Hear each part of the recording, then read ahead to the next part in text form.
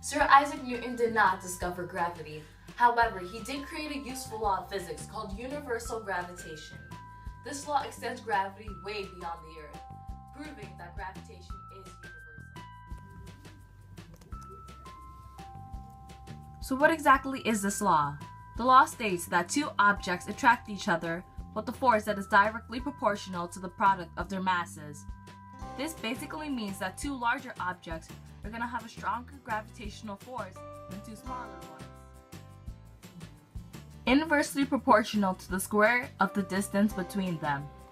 The meaning of that is that the Earth and Sun have a gravitational force on each other. So, if another planet the same size as Earth, for example, was triple the distance from the Sun, the gravitational force would be weaker depending on the distance. The bigger the mass, the greater the gravitational force.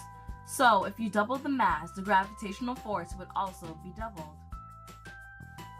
So to find the force of gravity, the formula used is Fg equals g m1 times m2 over r squared.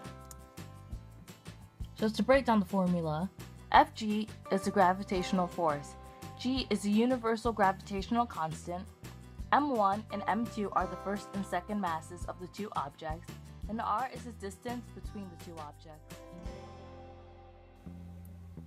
So the units for g are approximately 6.67 times 10 to the negative 11th power, newtons times meters squared over kilograms squared.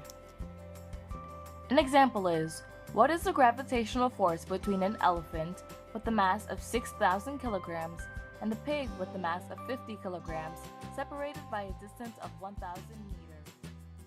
So F of g, as you know, is a force of gravity. So the gravitational constant g is equal to 6.67 times 10 to the negative 11th power, Newton meter squared over kilogram squared. So the mass of the elephant is 6,000 kilograms and the mass of the pig is 50 kilograms. So this is going to be all divided by 1,000 meters squared, which is the distance. So you would cancel out the kilograms on this side and cancel out the meters on the square meters and square meters. So when you cancel these out, you would eventually get 6.67 times 10 to the negative 11th power times 300,000 over 100,000, which is equal to 3. So you plug this into your calculator and you should receive a value of 2.001